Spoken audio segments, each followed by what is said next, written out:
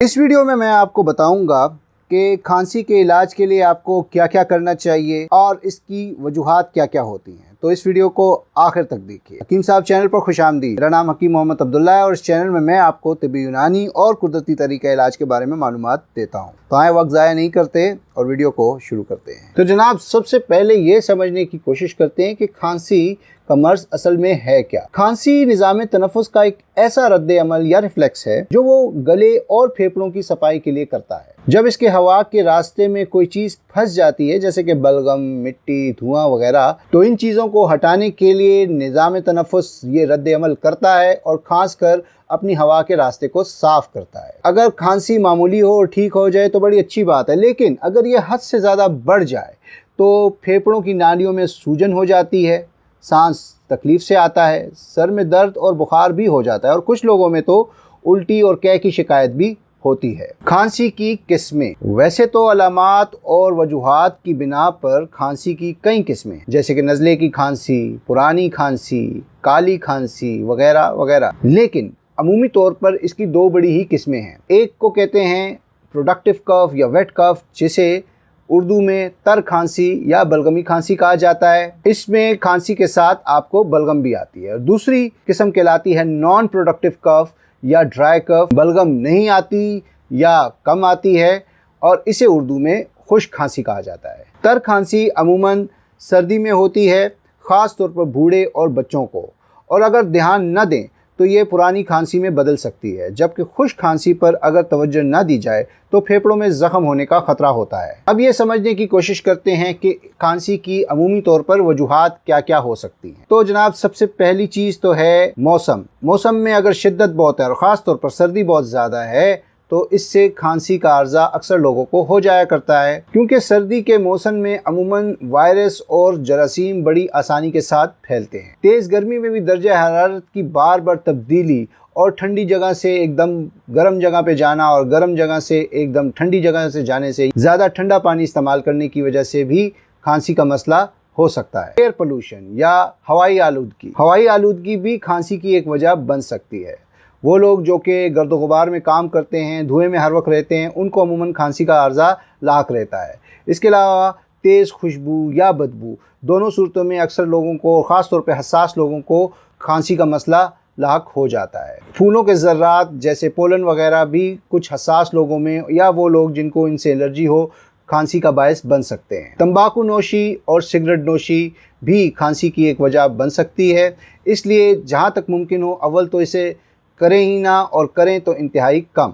इसलिए जहाँ तक मुमकिन हो तंबाकू नशी से परहेज़ करें और सिगरेट ना पिए, क्योंकि ना सिर्फ ये खांसी करता है बल्कि जिस्म को और भी कई किस्म के अमराज में मुब्तला कर सकती है। इन्फेक्शन यानी कि खांसी मुतअद्दी तौर पर भी एक शख्स से दूसरे शख्स को लग सकती है, ख़ास तौर पर सर्दियों में नज़ला ज़ुकाम, कोरोना वगैरह आम हो जाता है, जिसकी वजह से अमूमन लोगों को खांसी की शिकायत रहती है। इसके अलावा दीगर मुतअद्दी अमराज भी हैं, जैसे कि टीबी, नमूनिया वगैरह, जिनकी वजह से खांसी हो सकती है। कुछ ऐसे अमराज होते हैं जो कि दायमी होते हैं और पुराने होते हैं, उनकी वजह से भी खांसी हो जाती है। ख़ास तौर पर वो अमराज जो कि फेफड़ों और आसाब के से ताल्लुक़ रखते हैं, जैसे कि अस्थमा, काली खांसी, तेज़ाबियत, गले के अमराज वगैरह। एलर्जीज़ एंड सेंसिटिविटीज़ यानी कि वो लोग जो कि हसास होते हैं, यानी तरह तरह की एलर्जीज हुआ करती हैं, तो अमूमन ऐसे लोगों को भी खांसी का मर्ज हमेशा लाक ही रहता है। इसके अलावा जहनी दबाव और आराम ना करना भी इसकी एक बड़ी वजह बन सकती है, क्योंकि इससे क़ुव्वत मुदाफ़ियत कमज़ोर हो जाती है, जिससे खांसी का मर्ज अमूमन अक्सर लोगों में पैदा हो जाता है। अब आते हैं जनाब इसके इलाज की तरफ और इसकी एहतियातों की तरफ कि अगर आपको खांसी का मर्ज है तो उसके लिए आपको क्या क्या इक़दामात करने चाहिए। सबसे पहला काम जो आपको करना चाहिए वो तो ये है कि इसकी असल वजह को ढूंढें और उसको ख़त्म करने की कोशिश करें। जैसे कि अगर कोई मर्ज़ है तो उसका इलाज करें। अगर सख्त सर्दी का मौसम है और आप बार बार बाहर जा रहे हैं और उससे आपको ये मर्ज़ हो रहा है तो उसका इलाज करने की कोशिश करें, यानी कि असल वजह को ढूंढें और उसे ख़त्म करने की कोशिश करें। दूसरी चीज़ जो आपको करनी चाहिए, आप पानी का और दीगर जूसेस वगैरह का इस्तेमाल ज़्यादा करना शुरू कर दें। उससे भी खांसी के मर्ज़ को काबू करने में मदद मिलती है। हाइजीन यानी कि सफाई सुथराई का बहुत ज़्यादा ख्याल रखें। जब बाहर जाएं तो मास्क पहनें, धुआं और धूल से बचें, सफाई का ख़ास ख्याल रखें और हाथ बाकायदगी से धोते रहें।